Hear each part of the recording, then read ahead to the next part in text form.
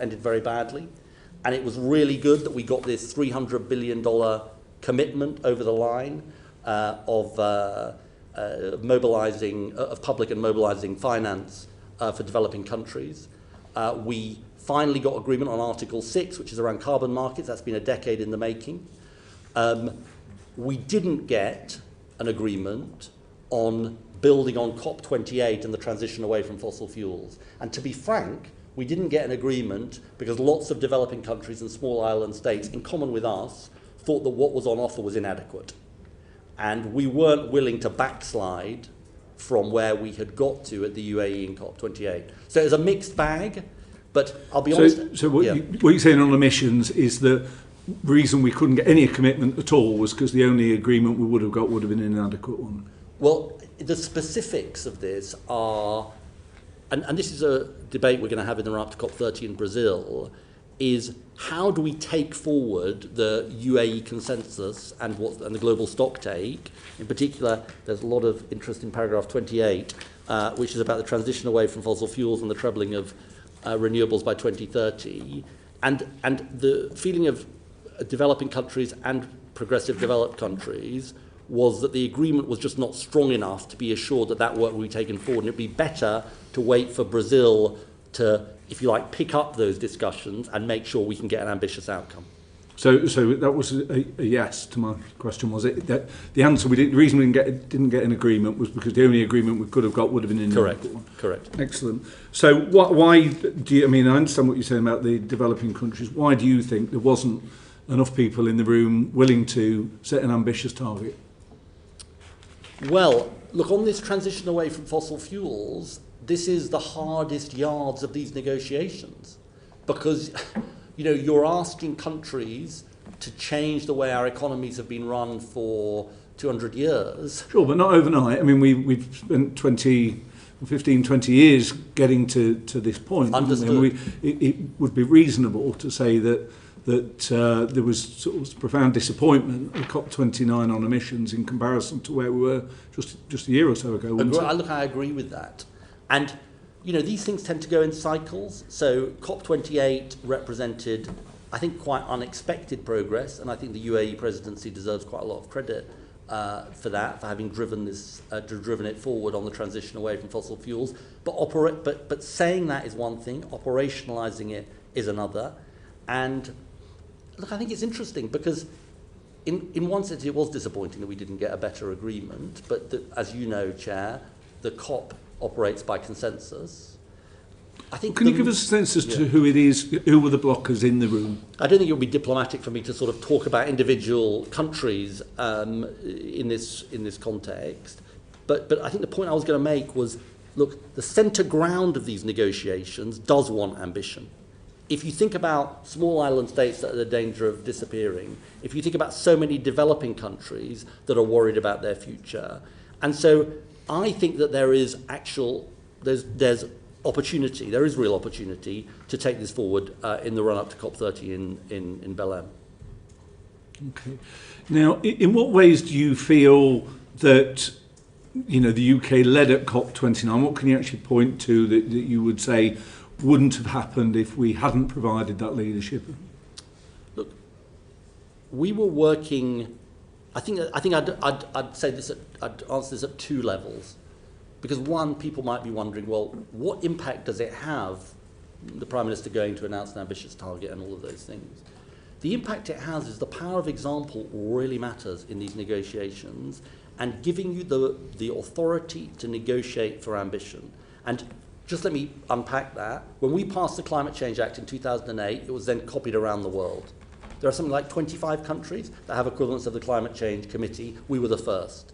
So clean power by 2030, you know, as we strive to make that achieve that, I think we'll look for other countries will hopefully, if you like, be inspired by our example. And it also gives you the authority to negotiate, because people can't say, well, hang on a minute, you're saying one thing abroad, but you're doing another. And then specifically on the negotiations, you know, I did my bit, you know, sort of 2 nights of ish without much sleep and all of that jazz, which comes with these things.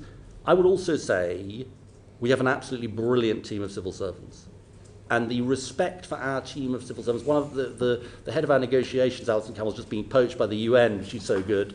But, you know, we are absolutely in there at the table, a trusted partner, arguing for ambition, pushing further, trying to find ways of bridging gaps in the negotiations. And I think it's right that that's our role. And I mean, on that sort of question of those sort of speaking for the UK, it was reported that the UK included 20 fossil fuel lobbyists in its delegation to COP29. Firstly, was that true? And if so, does that sort of undermine your attempts to promote the UK as this kind of climate leader?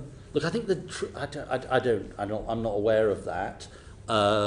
You've not heard that? I hadn't heard claim that. before. Look, the truth is that there are some people who come as a part of our team of civil servants, and there are other people who get passes as part of the UK. I don't know.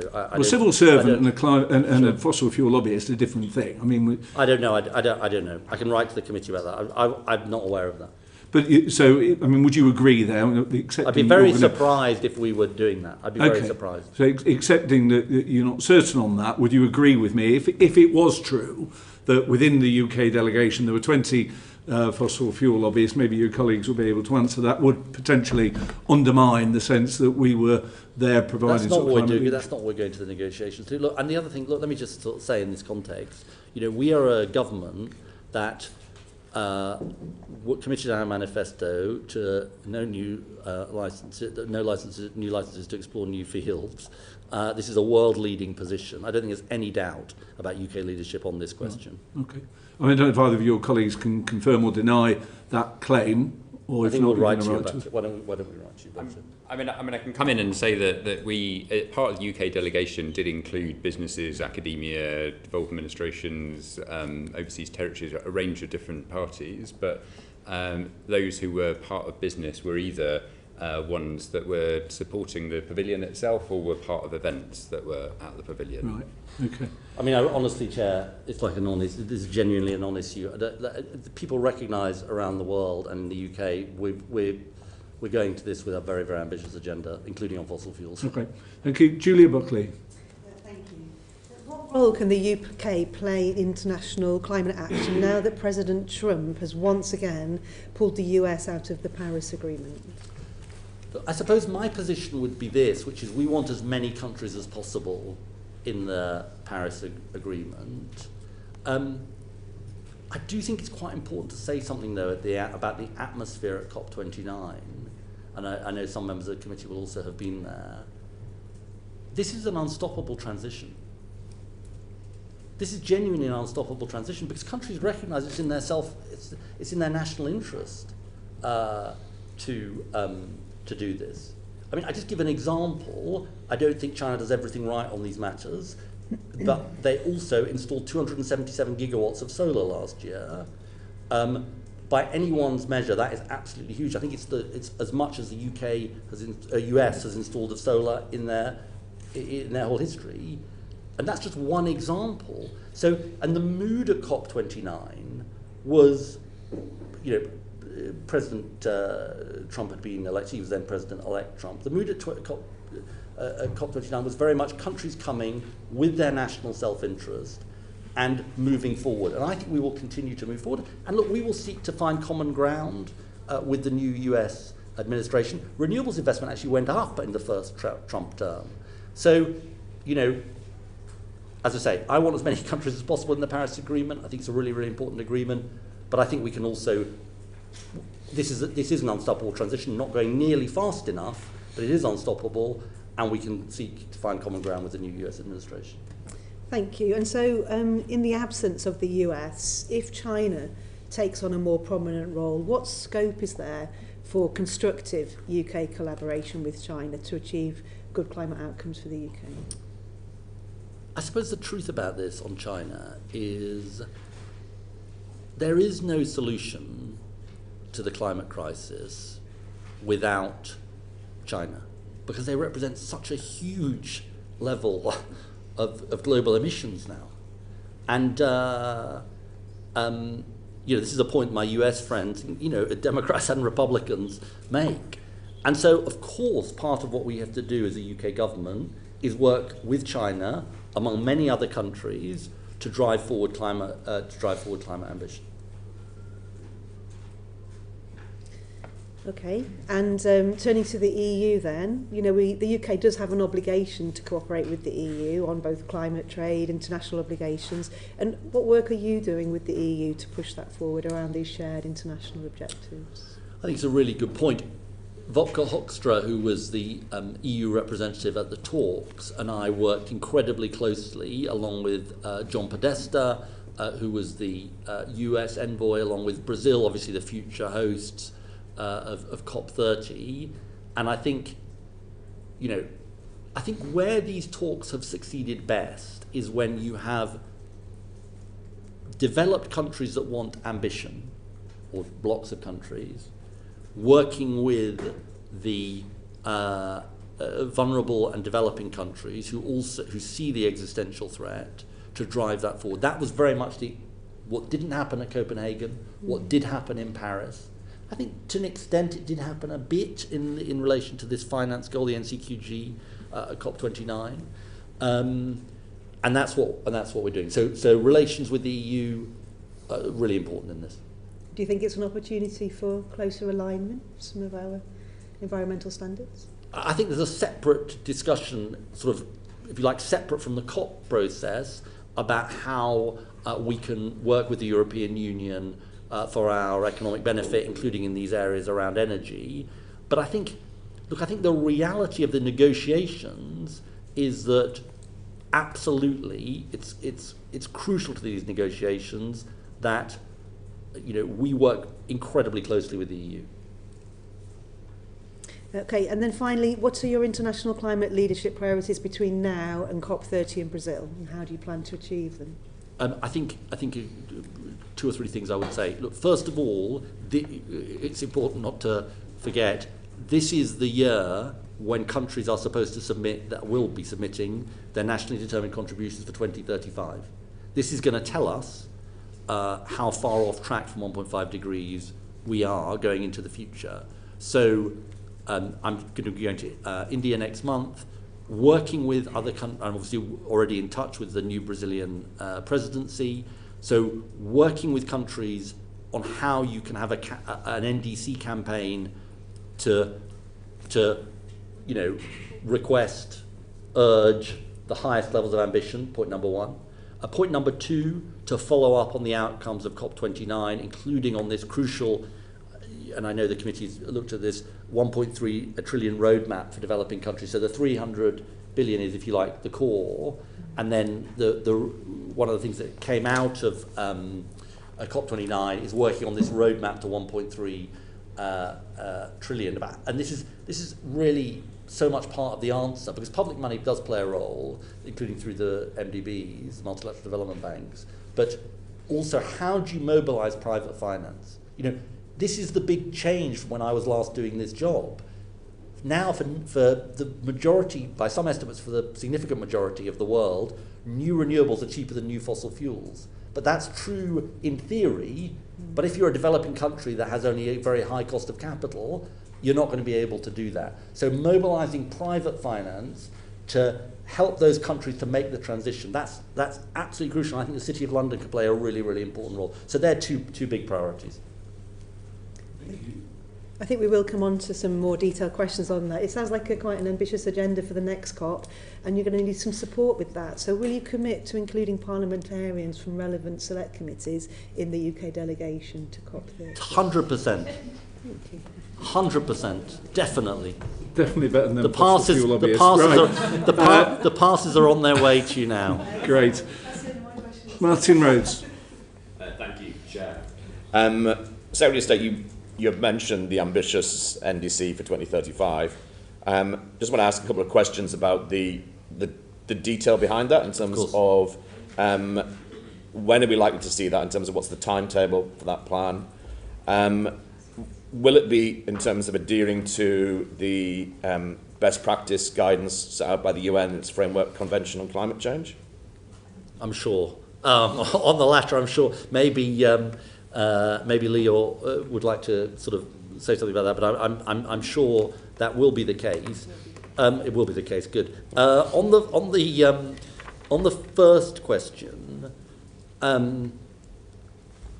what's interesting about this, a bit of cross-party consensus which might be a bit unexpected. I mean, I'm going to say Boris Johnson for a second. He legislated in 2021 for the carbon budget 6 for 2035, and it was actually a really pretty ambitious target. What we've done, so lots of the groundwork for what the Prime Minister announced at COP29 was really, it's basically the equivalent target to what was in carbon budget 6, 78%. It's 81% in the UN terms.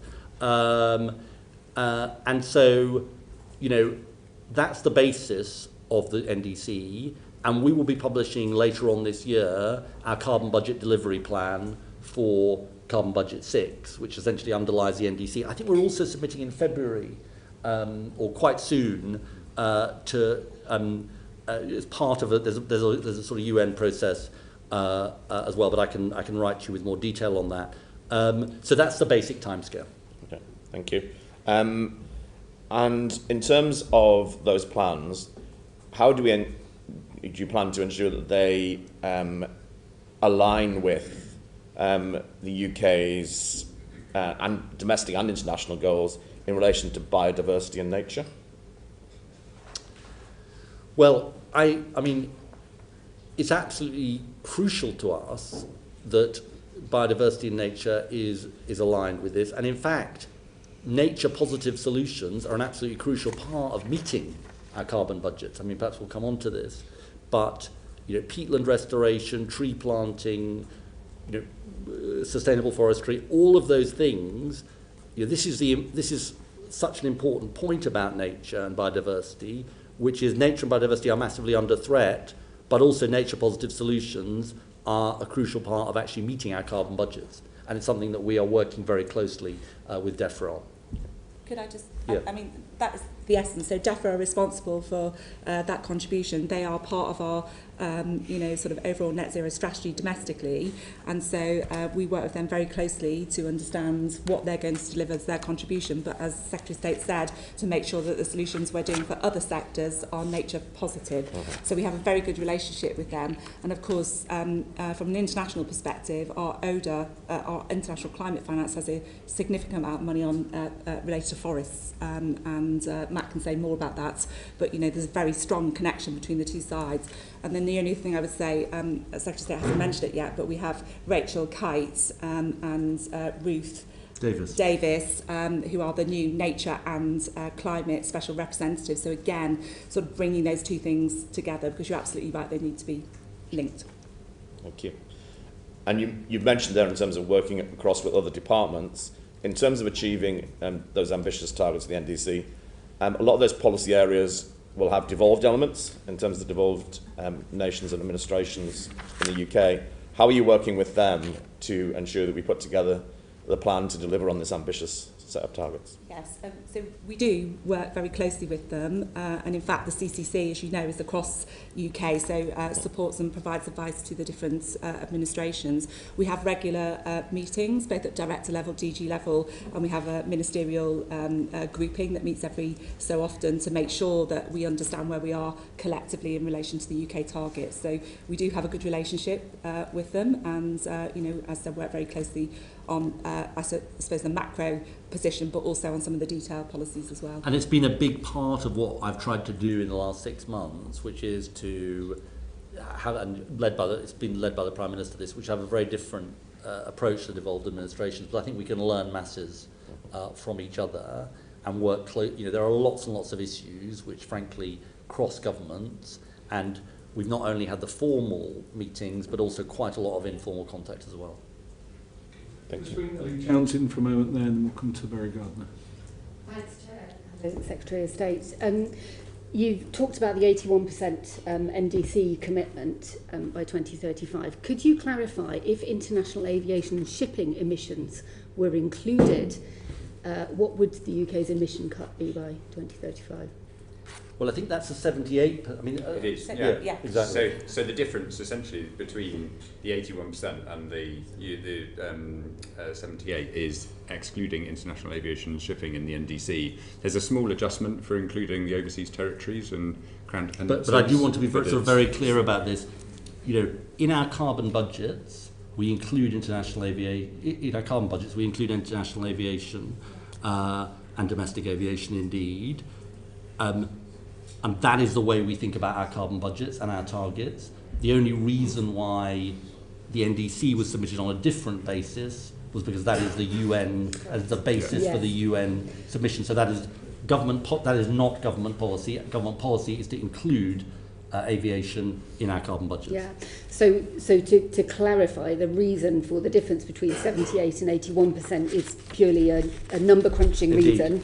It's not a substantive reason. Indeed. It's just about what's included in the numbers. Indeed. So on the point about including international aviation and shipping emissions within our carbon budgets, as you pointed out, under the previous government, it was agreed that that would be done. But in order to operationalise it properly, secondary legislation needs to be brought forward, as I understand it. That was promised back in 2021 and has not yet been done.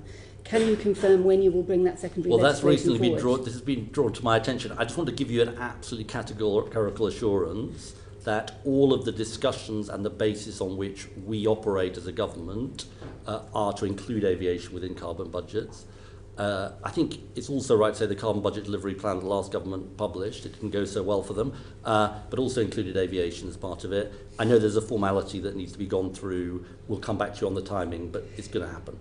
Could I press you slightly, Secretary of State? I mean, it's a formality. It's it's a fundamental piece of legislation which has been missing in action for 4 years. It won't be missing in action for long. Can you give us a timescale, Secretary of State? I'll come back to you on the timescale, but I can absolutely assure you it's going to happen.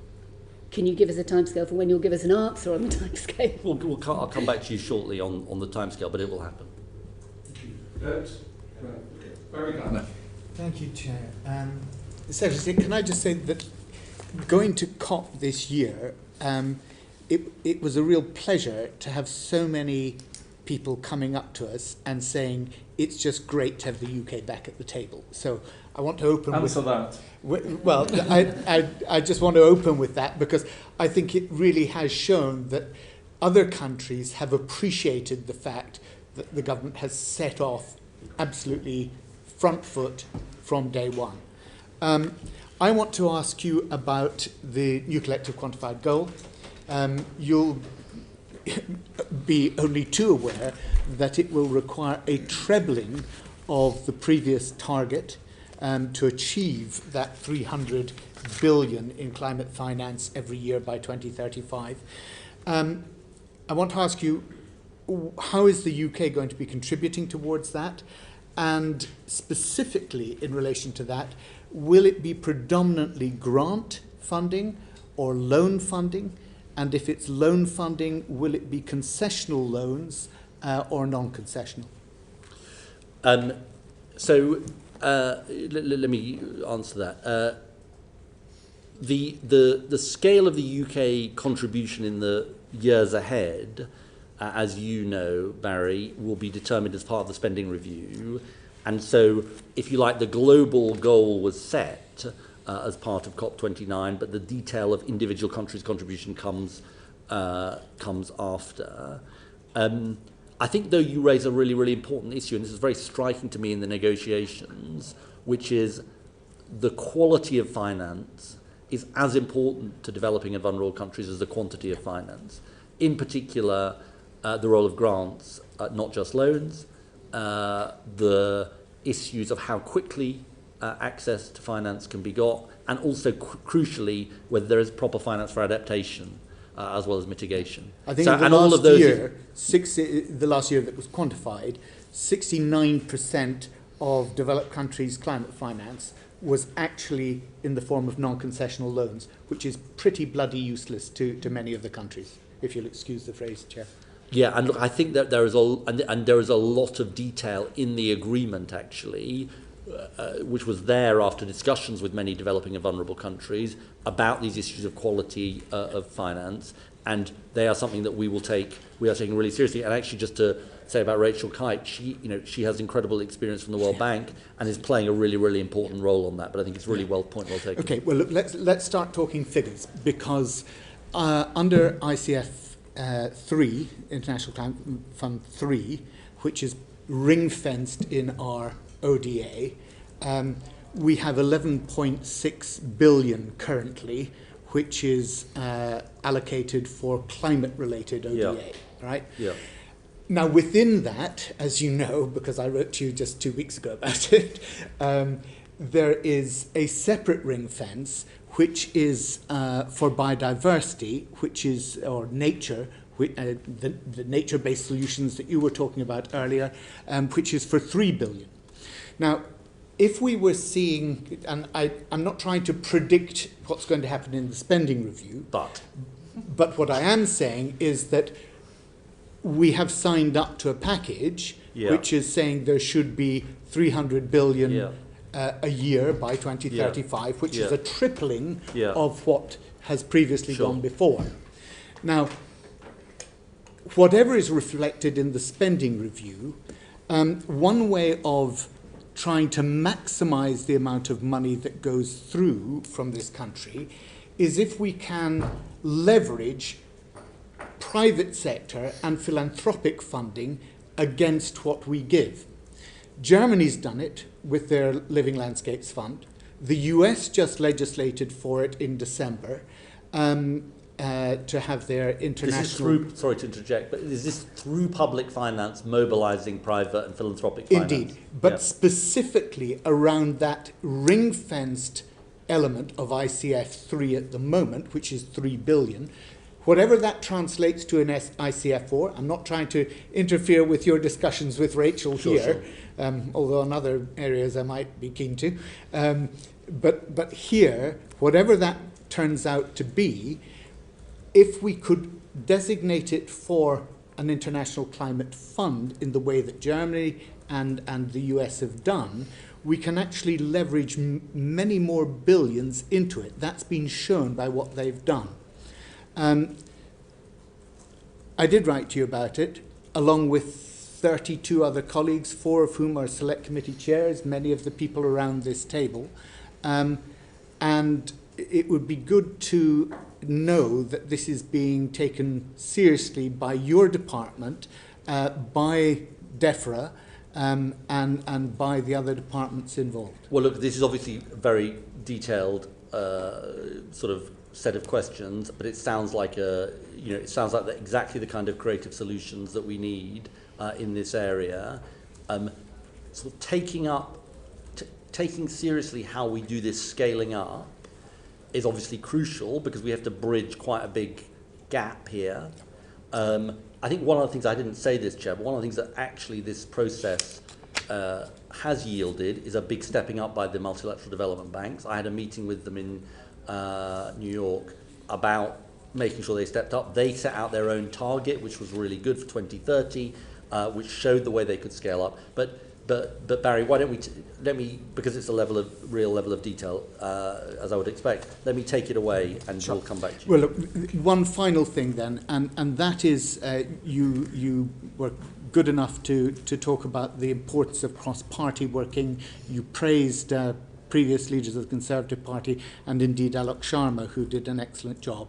In 2020, or 2022, I think actually, he put a marker down against the Mozambique LNG project, which is, I think, a major risk to the UK's international reputation. This is about UK export finance. It would be producing the same emissions as the EU produces in 1 year. It's mired in issues around human rights as well. Can I ask you to have conversations with the Secretary of State for Business and International Trade to ensure that we do not tarnish the good reputation which I started off by talking about having regained at COP29, by providing the 900 million of export credit that this was slated for. Let me take that away. Again, please, and then Yeah. perhaps you could write Yeah. to us about that, Yeah. because I Okay. think if we're going to show leadership, it has to be across the board, and this is one way in which I think other countries would look and say, well, they do it if it's in their financial interest. Thank you. Blake Stevenson. Thank you, Chair. Secretary of State, the new collective quantified goal target is a stretch target of 1.3 trillion of climate finance per year by 2035. How feasible is it that the 1.3 trillion target will be met on time, if at all? Well, it's interesting because I have some sort of history in this, as in a number of things. So I was part of the setting of the 100 billion goal, along with Gordon Brown in 2009, and the 100 billion goal was met late, but it has been met, with some of the problems that Barry has talked about. It's stretching the 1.3 trillion. I think it's broadly consistent with the Stern-Songway report. I think they had a higher public finance number, truthfully. But they recognise that there was the need for this scaling up, and we just need to give it our best shot because it's crucial for the reasons that I've said. And in a way, I think it's really important to say that this isn't about simply saying, oh, well, we can only provide this amount of public finance and the rest will have to come from private. It's a reality that we need to find ways in which we work with the private sector so the private sector actually delivers investing in developing countries in renewable energy, among other areas, because otherwise we're just not going to help make this transition work. So, it's hard. The route map is important. The Global Clean Power Alliance is going to play an important role in supporting this, and we've got to give it our best shot. And do you think the 1.3 trillion is likely to be enough to enable the recipient countries to respond and adapt to the impacts of climate change?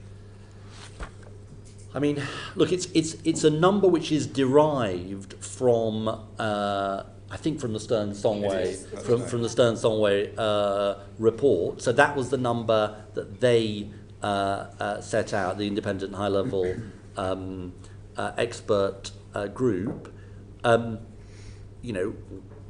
All of the evidence is that the climate crisis is accelerating and the needs of vulnerable countries are greater.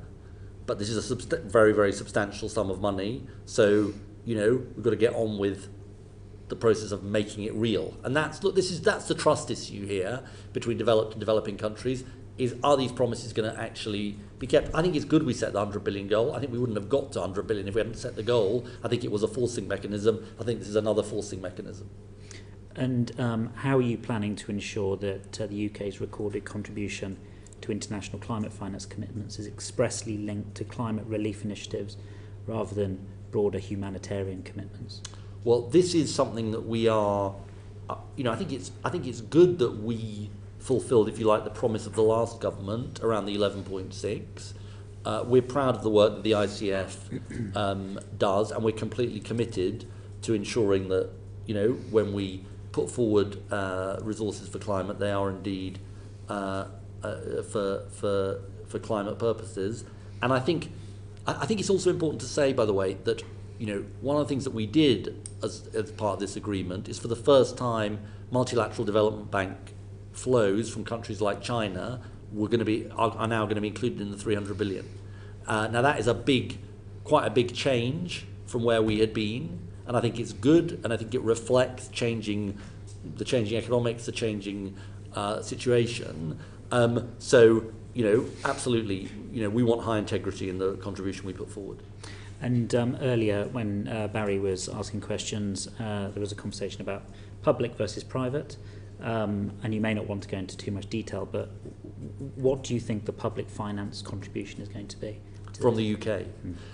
Look, that is a matter for the spending review. And remember, the way this works is, we have a development, an ODA budget, and the climate contribution comes out of that ODA budget. So, the work is obviously with the Treasury, but the work is also with the Foreign Office, and it's worth saying that Annalise Dodds and David Lammy are really big supporters of this agenda. If I could, Yeah. just in terms of process, there is a cross-government process going on now, which FCDO chair, to make sure that we are all joined up and can put coherent advice to our sets of ministers ahead of the spending review on this process. Thank you. Alison Taylor. Thank you, Chair. Thank you, Secretary of State, for coming along today. The next section is on climate adaptation. So if I could just ask, the UN Environment Programme puts adaptation finance gap at between $187 billion and $359 billion US dollars, that is, per year. But adaptation outcomes at COP29 were limited. How urgent, therefore, is the need to get adequate global adaptation finance in place, given the immense finance gap there now is? Well, I think it's a really important question, and it goes to the thing I was saying to Barry earlier, which is, I think, part of the challenge here is that adaptation finance has tended to be underfunded compared to mitigation finance. That's been a big source of, understandable anger, and there were important commitments made as part of COP29 about making sure that we scale up adaptation finance as well as the overall global total.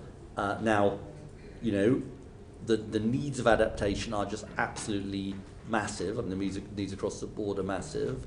But I think that there is a good basis for making sure that as part of the 300 billion, adaptation plays more of a part in that overall sum. Thank you.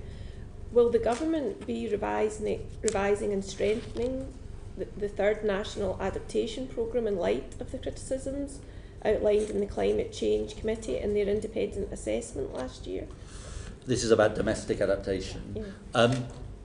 Yes, and it is something that we are working on across government. As you know, it sits in DEFRA, but we obviously work closely with them on that.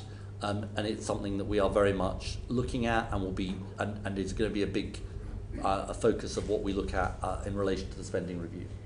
Can you say, or have you thought yet, if there's a particular process that will be followed, and if there's any timescales associated with that? I mean, look, a lot of this sits in DEFRA, and this is obviously not directly part of the carbon budgets process. But it is certainly something that I talked to my colleague Steve Reed about, and something that we are determined to work on together. Thank you very much, Secretary of State. Thank you, Chair. Thank you very much. So we come now to the second section of today's session, looking more generally at net zero and the seventh carbon budgets. Process and governance more generally. Now, and the previous Prime Minister agreed that effective delivery of policies to achieve the sixth carbon budget had been hampered by a lack of pre-legislative scrutiny, and his administration committed to allowing this committee to play a key role in the scrutiny of proposals for the seventh carbon budget. Is that commitment still in place under this government, Secretary of State? Yeah, I absolutely think this committee has got a central role when it comes to Carbon Budget 7. As you know, Chair, Carbon Budget 7 will be coming out. The recommendations from the Climate Change Committee will be coming out next month. And I just want to sort of put on record that I am determined and completely aligned on the idea that we need a process, that this committee has an important role to play, that we support Parliament having a proper chance to debate these issues and having the proper information to make the decisions around Carbon Budget 7. And I look forward to this committee, if you like, kicking off the process. As you know, the deadline to legislate is June 2026. So just to clarify, is that commitment that was made still in place, or are you suggesting a different approach? Well, the commitment to proper information for Parliament to debate these issues is absolutely something we endorse, and we want to happen, and we will make sure it happens. And how do you envisage select committees sort of contributing in terms of parliamentary scrutiny of that? I think, Chair, that the the Climate Change Committee will be coming out with its recommendations very shortly. Government will then undertake a quite complex cross-government process in advance of the deadline of June 2026 to set out its response. But I think in the meantime, I would really welcome your role in scrutinising the recommendations of the Climate Change Committee, kicking the tyres on what they are saying, and it would significantly help us. And I would, if you like, see it as a really important part of the process of scrutiny that Parliament does. Yeah, well, great. And so, as you say, the Climate Change Committee in February will be making their recommendations. When would you anticipate that we would hear the government's own sort of expectation? Look, sufficiently in advance of the June 2026 deadline that Parliament will have a proper chance of scrutiny. I'm not going to put a date on it today, but I think it's fair to say that government needs to have a thorough examination of the proposals that come out from the Climate Change Committee, and I would envisage that taking some period of time. Because this is a very significant set of recommendations. It covers 2038 to 42. I mean, my birthday's in August the 12th. Do you think I might have it in time for that? I think we will. Well, look, my instincts are we'll need a bit longer than that. We've got our carbon budget delivery plan, which is going to be coming out later on this year. I think we'll need a proper process of cross-government scrutiny of these recommendations. And will the government publish its own delivery plan in terms of how these are going to be achieved alongside its proposals for the 7th carbon budget, or will they come later? Well, look, the Act envisages, the Climate Change Act envisages that the publication, if you like, of the carbon budget delivery plan after the setting of the budget. I think we can get hung up on the terms here. I think that Parliament needs enough information from what we say to make an informed judgment about whether what we recommend, following the CCC's recommendations, is the right thing for the country. So I undertake that we will do absolutely what is necessary for Parliament to make that judgment. And so, just to clarify, if I've understood you correctly, what you are suggesting is that the Climate Change Committee announcement should be the sort of trigger, starting gun for this committee. Exactly. And that we will then subsequently, at some point in the latter stages of this year, maybe or maybe not in time for my birthday, probably not in time for your birthday. What else could I want? We'll think of another birthday present for you. No, I think that's absolutely right. And I think what you say about this committee playing an incredibly important role in this process of scrutiny, and I genuinely welcome it. Thank you. Ellie Chowns. Thanks, Chair. Just to follow up on that, so clearly we've got an important role in scrutinising what the CCC advises, arguably an equally, if not more important role in scrutinising what the government then proposes, both as carbon budget and as delivery plan. So will you commit, Secretary of State, to coming back to this committee after you've published your carbon budget proposals to answer questions from us before laying it before the House?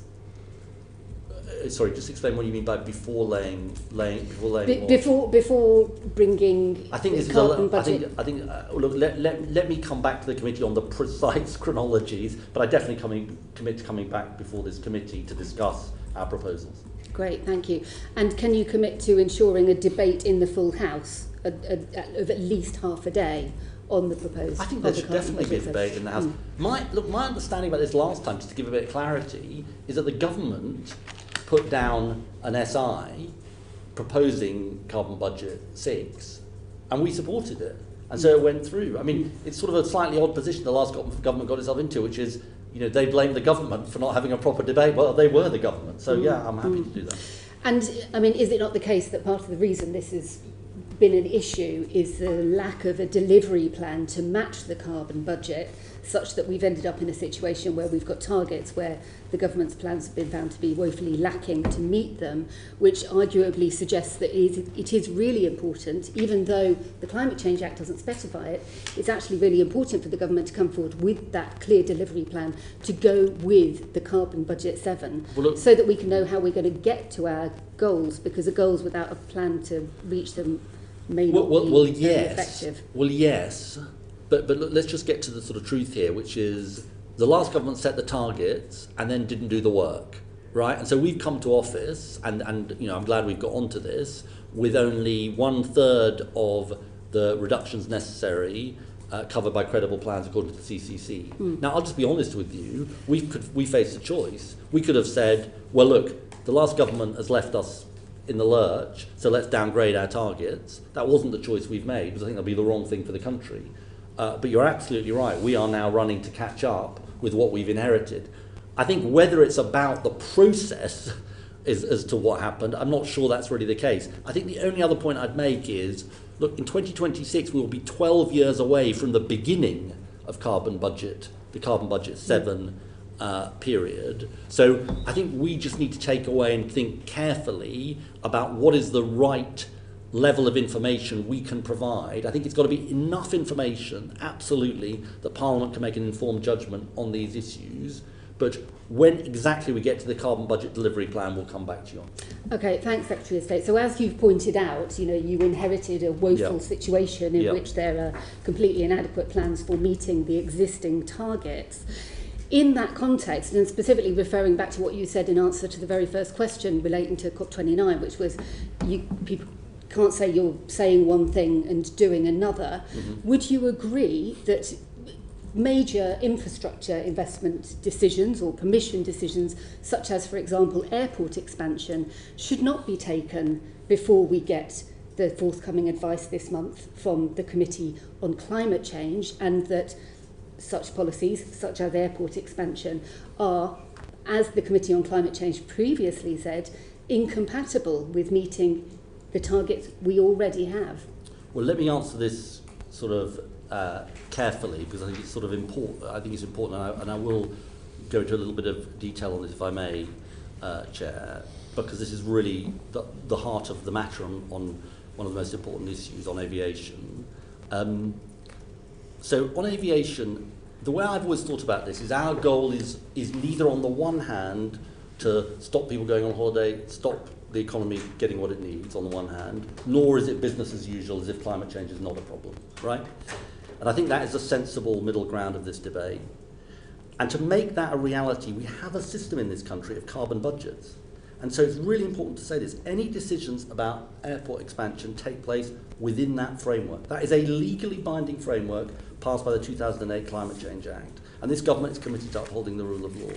So any decisions on aviation expansion must be made within that framework. And any aviation expansion will only be able to go ahead if it is consistent with our carbon budgets. And the Committee on Climate Change in its previous advice said that airport expansion was not consistent with our carbon budget. What the climate change... What's changed? What the climate change progress report said, that no airport... They said that no airport expansion should take place without a UK-wide capacity management framework. And look, I absolutely agree with the CCC, and I want to be absolutely clear about this, that any aviation expansion must be accounted for as part of carbon budgets. On their balanced pathway, there was a 25% increase in passenger numbers by 2050. Which is within existing airport capacity. Now, we have a range of mechanisms to make sure that any aviation expansion is consistent with our carbon budgets. I actually think maybe it doesn't look like it, but I think we agree about this, which is any aviation expansion must be justified within the framework of carbon budgets. And I can absolutely assure you that is the position of the government. And that is the basis, without anticipating anything that might be announced or might not be announced, that is absolutely the basis on which the government stands. In that case, Secretary of State, given that aviation expansion will increase emissions from the aviation sector, which sectors are you suggesting should contract their emissions even further in order to accommodate any proposed airport expansion? Well, look, that is a specific question about the pathway of aviation emissions, and that depends on a whole range of factors, as you will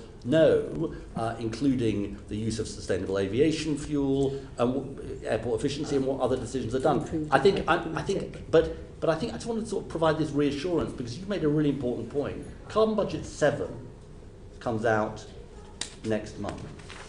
That will be very, very important because that will give a greater sense of the pathway for framing decisions the government makes. So I just want to sort of provide this element of reassurance to you, which is 100% any aviation expansion must be justified within carbon budgets, and if it can't be justified, it won't go ahead. Thank you. So one final question on this. Based on just very briefly, based on what you've just said, Secretary of State, does that mean the government will make no announcements on airport expansion until that advice from the CCT has been published next month to provide that framework? I'm not going to get ahead of any announcements that might or might not be made, but I want to give you this very strong reassurance that the government's position is very clear, which is, and it goes back to the conversation we had earlier, aviation expansion, if it happens, where it happens, must be justified by reference to carbon budgets. And it goes to this broader point, Chair. I think it's really important to make this point, which is we are absolutely committed to growth as our number one mission. We are also, because it's part of our mission, shared across government by the Prime Minister, by the Chancellor, we are absolutely committed to making good on our mission around not just clean power by 2030, but accelerating to net zero and meeting our carbon budgets. And that is a whole of government commitment. Thank you. Olivia Bellick. Thank you, Chair, and welcome, Secretary of State. I wanted to just ask about something that's happened today. So today, Cornwall Insight has released a report that government is going to miss its 2030 clean power target by 32 gigawatts, equivalent to tens of millions of homes worth of power.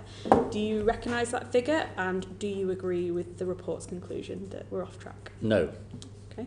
Let me just sort of be a bit more expansive than that. Look, I think I would. We value brevity here. You do value brevity, okay? But I mean, let me just be not so brief. Look, the NESO, the National Energy System Operator, provided us independent advice, saying, it's really hard. Of course, it's hard. The 2030 clean power. If it was easy, the last government might have done it. It's hard. It's really challenging. But it's doable, and it's absolutely the right thing for the country, for our energy security and for climate and so on. Okay, so looking at the delivery of clean power and the oversight of that, there are many bodies at the moment, including Mission Control, NESO, Clean Power 2030 Advisory Commission, the Clean Power Mission Board, the AI Energy Council, and your own department. Who ultimately has responsibility? Well, I am responsible for delivering clean power by 2030. I lead the mission. It's the first limb of the 5 missions of the Prime Minister. So I'm sort of accountable to him for delivering this. Within our department, we've set up something which I think is a really important body, which is Mission Control, led by Chris Stark, who was at the Chief Executive of the Climate Change Committee. This learns from the Vaccines Task Force. I talked quite a lot to Patrick Vallance about this. It's outsiders, civil servants working together with a clear mission to drive through government. And if you think about the pace we've moved at, I won't give you the long list because of the interest of brevity, but we produced our Clean Power Action Plan within 5 or so months of coming to office because we're determined to drive this forward. Okay. Just to drill down a bit more then, how are you avoiding overlap and duplication amongst all these organisations that have got oversight? I actually think that the danger is less duplication and more sort of silos. Yeah. And I think what's good about the Clean Power Mission Control is it, if you like, brings together all of the work in my department which is relevant to clean power.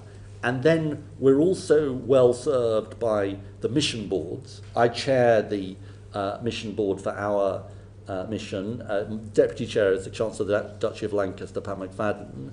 And so what's good about that, and again it learns a bit from the Vaccines Task Force, is if there are blockages across government, the mission board is a really good way, working with the Cabinet Office, to break down those barriers and to sort of superpower this forward. It sounds like you feel that something would be lost with the suggestion, but would it not be easier to run the whole mission out of your department, working across government and with stakeholders as necessary, rather than the situation we've got? Or it sounds as though you don't agree with that. So look, we run the mission out of our department, both limbs of the mission, but and I just want to be so absolutely clear, in case it's not clear, that's absolutely the case. Look, it is also the case that, and I know this is, you understand this, it is also the case that we are reliant on working with lots of other parts of government. And look, I'll be frank with you, I think we are doing fantastically in terms of cooperation. If you think about planning reform, that's been a crucial part of it. If you think about skills, I'm working very closely with the Department for Education on making sure we've got the skilled workforce to deliver this. I'm working closely with the Business Secretary on some of the industrial aspects of this. So you know, I actually think there is good cooperation across government, and I think we have good mechanisms in place to make it a reality. Is there anything that you would improve? I think the truth is it's moving at speed. It's moving at speed and that's what we've tried to do since we came to office. You know, lifting the onshore wind ban, consenting all the solar, the renewables auction, the Clean Power Action Plan. All of those things are about speeding this up. And I think there is something interesting in contrast to Cornwall Insight, which is, you know, I think 2 years ago industry was very sceptical about whether this was achievable, 2030 clean power. I think the mood has changed. Talk to the National Grid, talk to the NESO, talk to others, and they're like, well, yeah, it's really hard, but it is achievable. And I think that does show the galvanizing influence that you can have by taking action and moving quickly. So you think Cornwall Insight have got it massively wrong? I do. Okay, thank you, Chair. Thank you. John Whitney. Thank you, Chair. Yeah, Secretary of State, following on nicely. A key part of the government's approach, as you've already stated, to delivering net zero is the Clean Power by 2030 mission. How would you respond to the National Energy System Operators' contention that delivery of key elements of that plan are at the limits of what is feasible? It's really, they're right that it's really hard. You know, it's really hard. I think it's really interesting this. Look, when we came to office, there was no plan for clean power, never mind by 2030, by 2050. We're taking a very different approach. Just be very brief on this. So we're setting out how much of each power source we need, which is set out in the Clean Power Action Plan. And that's a new thing. Nobody's done that before. We're restructuring the grid queue on the basis of, well, look, if you're relevant to 2030, you're going to get good treatment, preferential treatment, but we're going to deliver what we need, including by region. We're orienting planning reform to delivering 2030, including by making it part of the national policy statement, the Energy National Policy Statements. And then we're fashioning, as I said, the skills strategy, the supply chain strategy. We're doing something, what I call plan and build, not neglect and delay. We are taking a much more intentional approach to this because it's hard. And if we don't do it, we're more at risk on energy security, we're more at risk on climate. That's why it's so important. Okay. And with that in mind, I think I know the answer to this question, but so is it realistic to think that all the elements of this mission can and will be delivered simultaneously and at pace? Yeah, yes. And I am absolutely convinced of that. And you know, we set a deliberately stretching target. I think it's partly basically my experience. If you set a target 15 years away, maybe it goes back to some of the conversations we had earlier on. You know, if you set a target a long way away, it doesn't exactly increase the pressure to deliver. You know, there's a massive virtue in this because it is driving progress through government. It's driving industry to think, well, these people are serious. Let's invest in Britain. It's driving decisions on the next contract for difference or AR7. You know, and that's what's important about it. And as clean power by 2030 is a core element of delivering net zero, is there a plan B for net zero if we don't hit all the clean power? Look, I'm convinced we can do it. It is important to net zero, but I'm convinced we can do it. I would also say, and maybe we'll come on to this, you know, we've got to do clean power by 2030, and we've got to do lots of other things as well to deliver our carbon budgets. And by the way, this is what's really interesting about this. Look, electricity demand is only going to grow. You know, 50%, something like 50% by 2035, maybe doubling by 2050. We're entering the age of electricity. And the question is it going to be clean electricity or not? And so that's why I always say to people, you know, some people disagree with me. They'll say you shouldn't have done 2030, but you're going to need all this infrastructure anyway. Yeah. Because of the scale of the need. We're moving to a very different system, a much more electricity-heavy system. So this infrastructure, everything we're doing is needed, so whatever exact position you take on this. Thank you. Anna. Thank you, Chair. Welcome, Secretary of State. We've touched on the importance of the upcoming spending review, and the National Audit Office has recommended that environment and climate considerations be embedded into that forthcoming spending review and into departmental business planning processes. How are you ensuring that net zero considerations will be embedded into the decision-making processes in that review, and in particular for rural areas like South East Cornwall with older housing stock and a high proportion of off-gas homes? They face significant challenges to decarbonisation. So how will you ensure that no areas are left behind in that process? So there's two parts to that question. On the first question, it's very much part of the spending review process, and I know that from talking to the key secretaries of state and indeed working with Rachel Reeves and Darren Jones, the Chief Secretary, that we want this to be a mission-oriented spending review, and that the missions get really important priority in this spending review. And that has been a sort of clear message from the centre to secretaries of state. And I know also from my discussions with, as I say, with other secretaries of state, how important, they recognise the importance of this and the need to do their bit.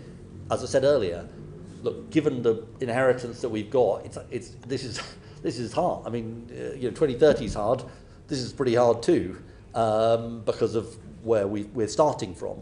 But that is very much a priority for the spending review. Look, on your question about those off the gas grid and so on, I think we've got to be looking at creative solutions here, and we will be publishing plans later on this year around our warm homes plan, and I think it's fair to say this is going to require quite big change in the way government does things. I think it's about a much bigger role for mayors and local authorities to help delivery, because I think the record so far is that they've been better at delivering. I think there needs a proper process of advice and guidance for consumers about how do they navigate through this kind of thicket of confusion. There needs to be proper regulation and audit to make sure that when work is done, it is done properly.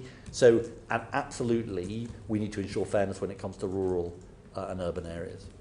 That's really welcomed to hear. And as you're working to ensure that it's embedded within that spending review, how are you working to embed net zero requirements across all departments as well? We've heard that you're working in a joined up approach, but it'd be good to hear more about how you're working with all departments ahead of that. So I think what's interesting, Lee wants to come in, but I think what's interesting about this is that this is maybe not as widely known as it might be. There are what we call effort shares for each sector.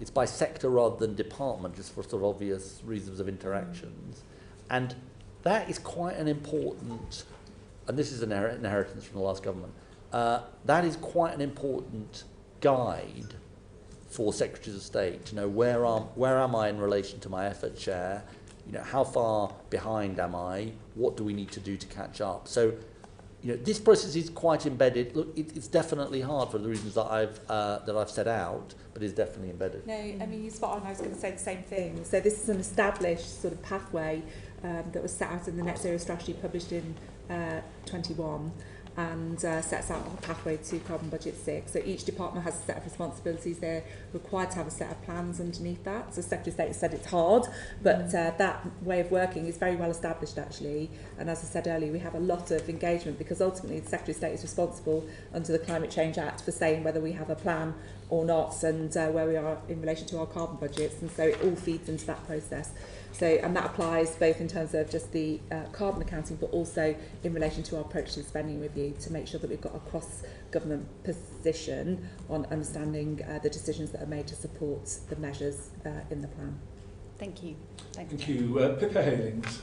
Thank you very much. And Secretary of State, you said in your response to the Committee on Climate Change's progress report on 2024 reducing emissions that this mission-driven, mission-led government was key to tackling, you know, the greatest global long-term challenge, which is the twin crises of climate and nature. And different to what we've had before, which is about the carbon budget, and you have each of the sectors having to say what we are. The climate and nature crisis puts an additional framework on that, and perhaps a challenge, which it was good to hear what you said to the Committee on Climate Change. And then last Friday we had the Climate and Nature Bill, which is a private member's bill, came forward, and it was therefore consistent to hear you committed in that, in a cross-party way, to rebuild this political consensus, that you will be bringing an annual statement to Parliament and the country on climate and nature.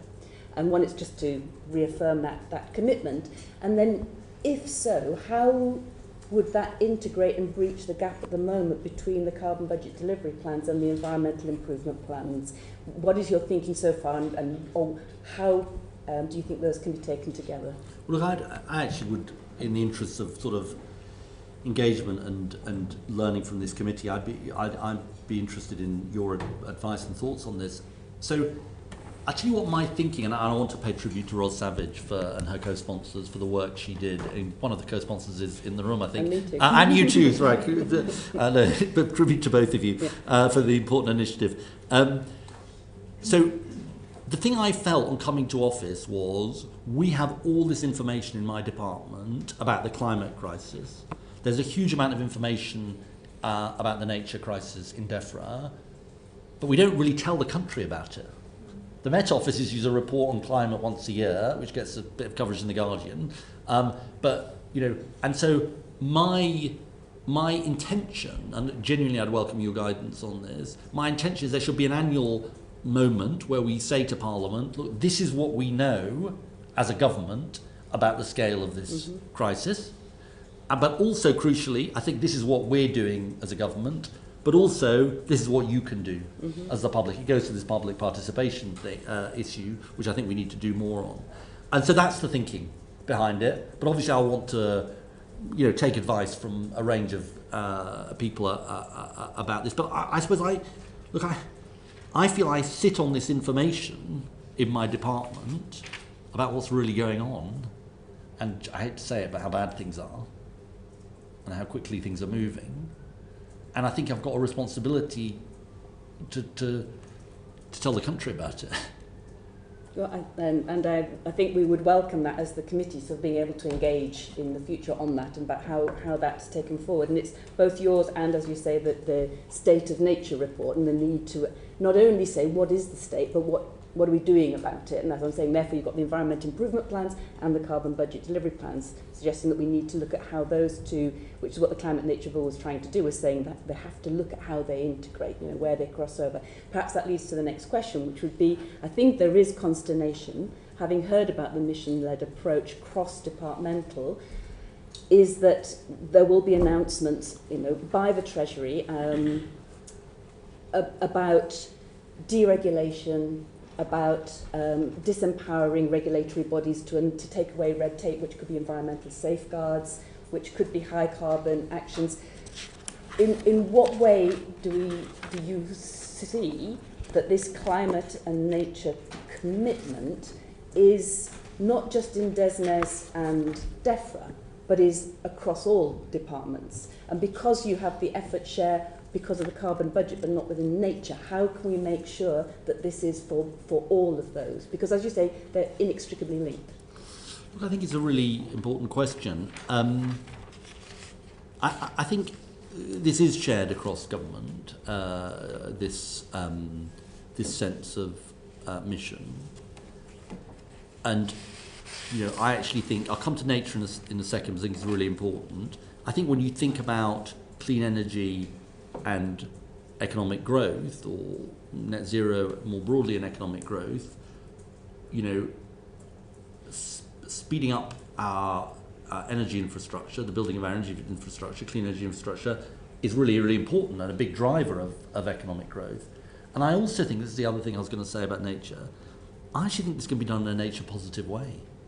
I mean, I genuinely do, actually. But you aspire that, but we're taking away all of the regulation and safeguards. Well, I think around we it. have to be slightly careful in I'm not sure that the headlines can sometimes tell a sort of different story to the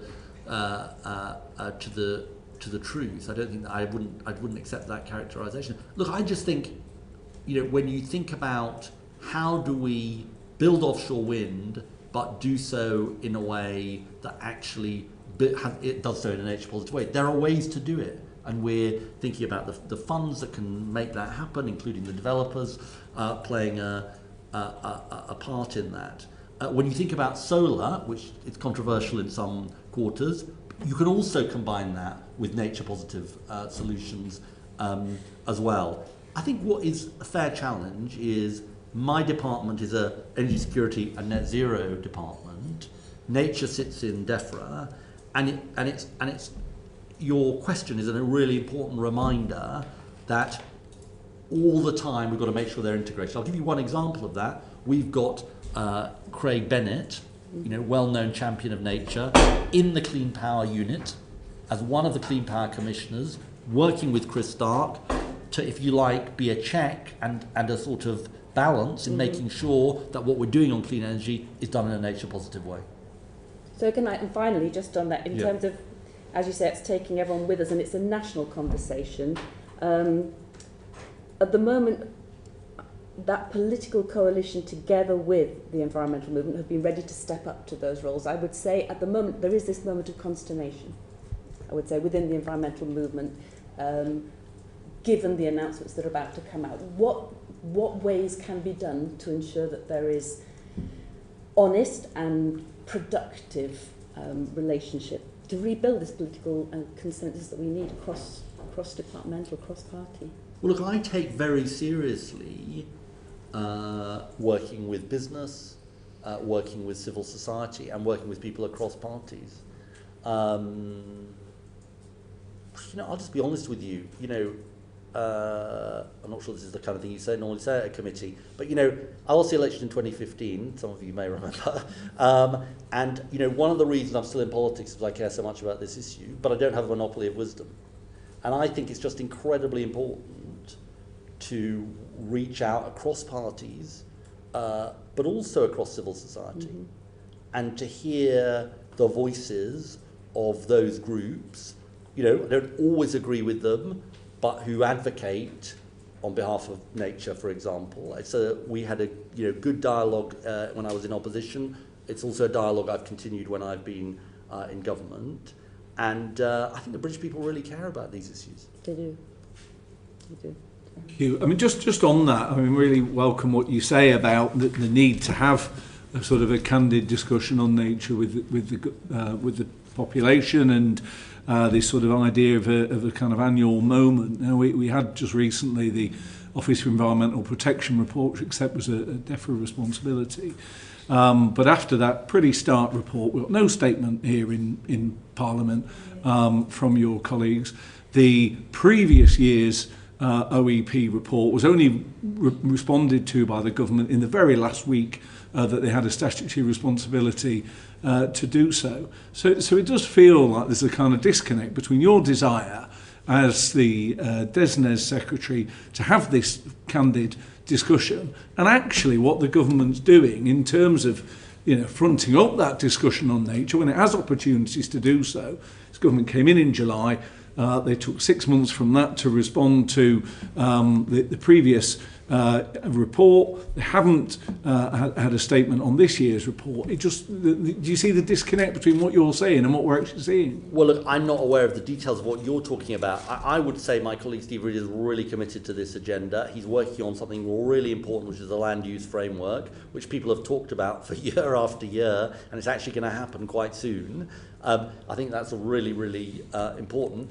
I mean, I'll speak for myself, Chair. I want this annual statement to be a statement to Parliament, so that Parliament and the public, there's so much of a sort of blizzard of noise that people are subjected to, but I think there've got to be these standout moments when people kind of get a sense of a kind of honest appraisal of government, of where things are at, what we're doing and what they, as I say, and what they can do. But, I'll be frank with you, this is a sort of an idea which I discussed with Rod Savage and others. She was keen on the idea, and we talked about it on Friday. But I'm interested in good advice about how we can make this really. Well, I mean, wouldn't the publication of that Office for Environmental Protection annual report be an ideal moment to do that? And can I suggest the government sort of consider that? We'll look at that. We'll look at that.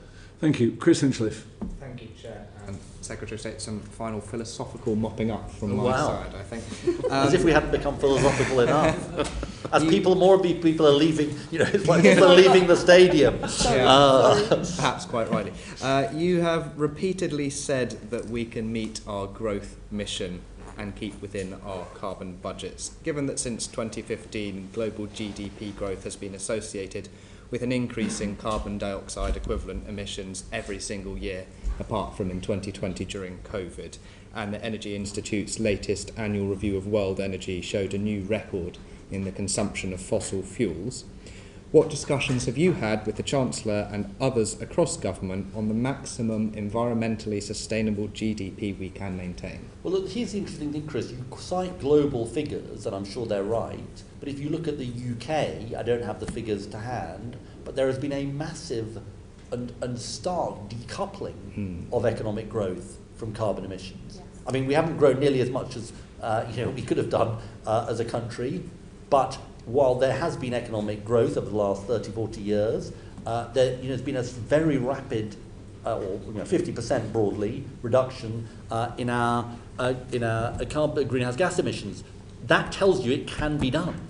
Well, I don't just make one last point. I don't think our offer to the world or to the British people can be, look, we can't grow anymore, because that will mean people's standards of living will fall. I think our message has got to be, we can grow, but we've got to do it in a way, consistent with the drive to net zero. And I think we absolutely can do that. Okay, well, I think, Secretary of State, you would know as well as I that whilst there has been technical decoupling within our own economy, that our demands have an impact on resource consumption overseas. It has an impact on land use change overseas. It leads to overseas industrial activity. So I don't want to get drawn into this too much, but if it's the position of government that infinite exponential increases in consumption of resources on a finite planet are possible... I'm not sure I'd put it that way. But, look, even on consumption emissions, even if you take account of our consumption emissions, our emissions have gone down. So in other words, it's measured, the 50% is measured on the basis of production emissions, but if you look at consumption emissions, it's also fallen. Look, I'm not saying this thing about your infinite thing that you said, but I don't think...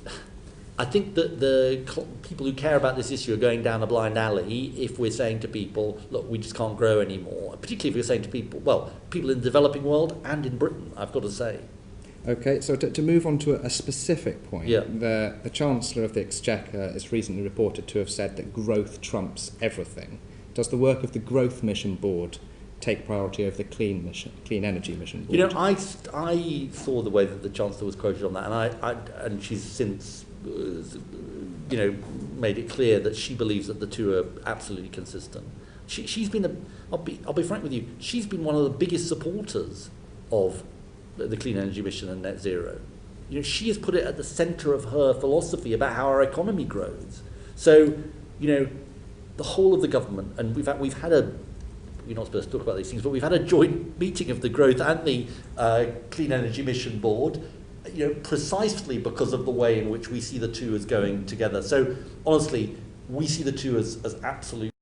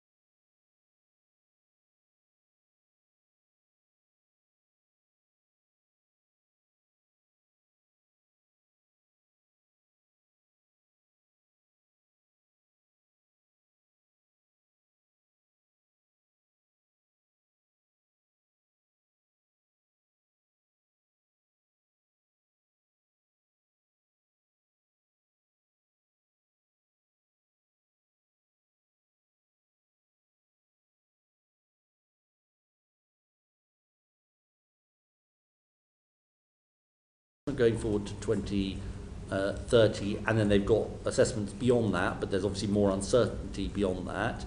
They believe it absolutely can be, when you look at the scale of the demand, it absolutely can be accommodated. But I think the reason for the setting up of the AI Energy Council is precisely so we can have a proper assessment of the demands and where they're going to be in the country, look at how those can be met, and ensure, and this has maybe got less attention, that the role of AI in making our energy system more efficient can be properly used. Thank you. A final point, I take that the name is the AI Energy Council, but in your discussions around the resource demands of AI and data centres in the future, do you have discussions around water resources as well, given the pressure on our water resources in this country? Is that something that is being considered within those discussions? The council is just sort of getting going, so we'll make sure we look at that. Okay, thank you very much. Thank you. I mean, just on the question about the airports, I think the DFT analysis 2020, I don't imagine it's changed hugely, said that the expansion of Heathrow would mean a shift of 27,000 jobs and £42 billion in GDP from other regions to London and the South East. As the MP in Doncaster, for Doncaster North, if it's still called that, you have obviously, I believe, supported the plans for Doncaster Airport. Were you sort of in despair when you heard this sort of announcement around Heathrow expansion, or do you really feel that it doesn't undermine what you're trying to achieve? You're very tempting, Chair. I've always thought that, but you're not going to tempt me into speculation on this question about Heathrow. But you're not sort of leaping to defend it. You're choosing not to answer. I'm not going to look. I think there's obviously public debate on these questions, but the government will make its intentions clear at the appropriate moment, and I don't think it's helpful for me to speculate on it. But you're still supporting the Doncaster expansion.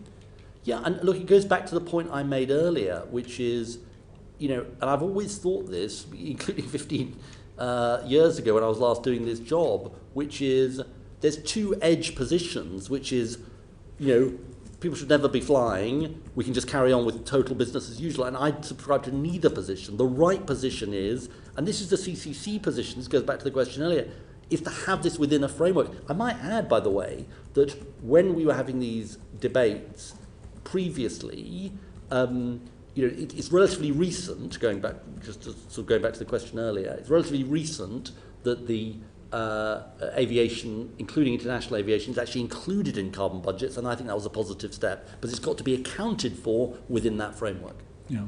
Thank you very much. Ellie Chowns, finally. Thank you, Chair. Three brief questions, two following up on Chris, but one just prompted by your question there, if that's all right, Chair. We're in injury time, Secretary of State, would you...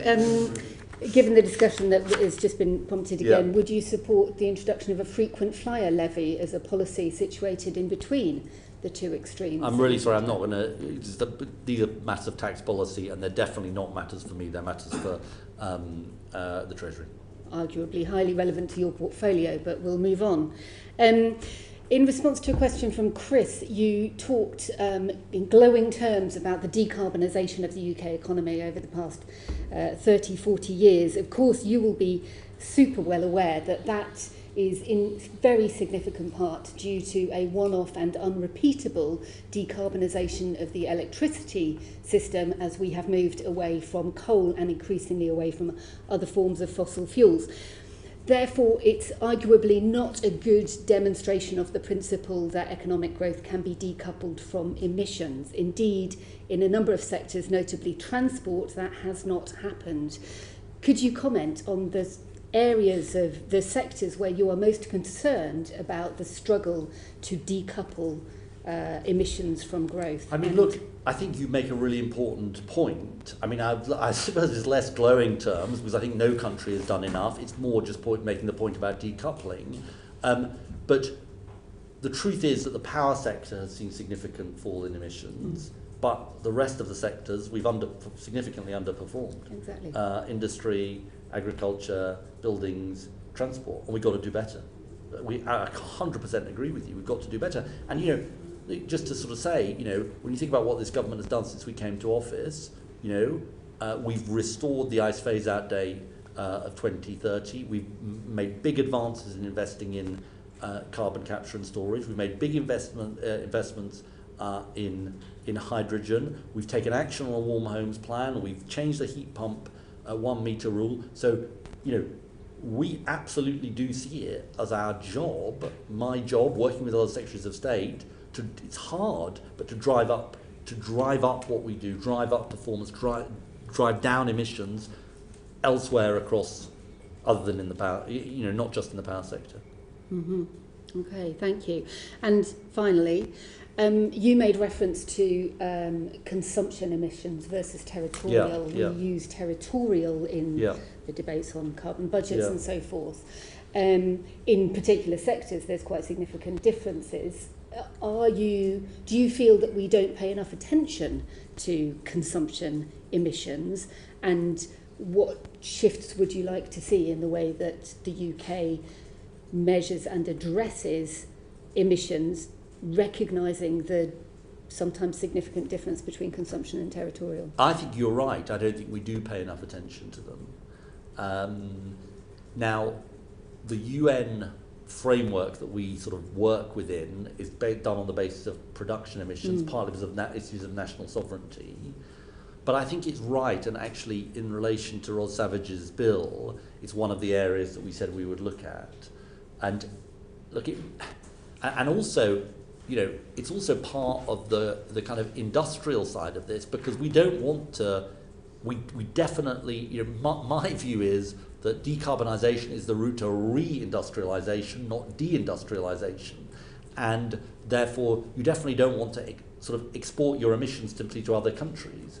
I don't have an answer on this, but I definitely think it's something we should be taking more seriously as we think about the policy landscape and policy decision making.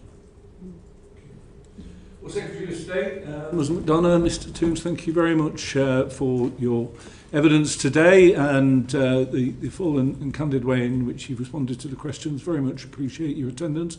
And with that, we will bring this sitting to a close. Order.